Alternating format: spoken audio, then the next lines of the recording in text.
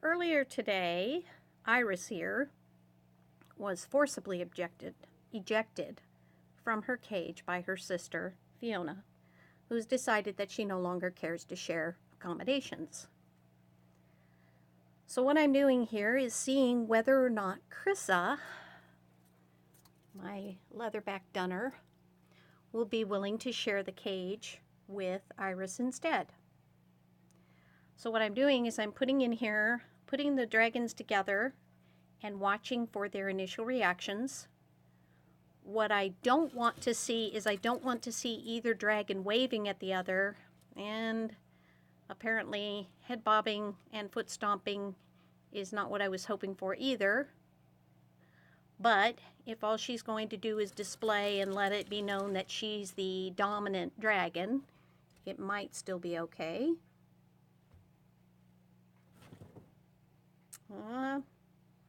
No, we've got arm waving, which means that Iris does not feel safe. So the chances of these two actually getting along together, probably not that good. Iris is pretty docile, and Chrissa doesn't seem to like the idea of sharing, which is why I generally recommend only one dragon per cage. I opted to go ahead and leave these two girls together for at least a few minutes to see whether they might be able to work it out. Chrissa has always been a very docile dragon and has in the past shared her cage with other females. Iris is young and submissive. It could be that the two of them will work it out.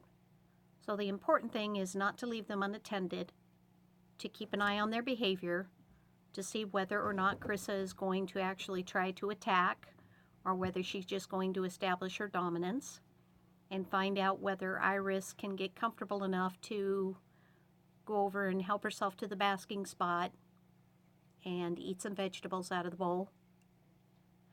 We'll just keep an eye on the behavior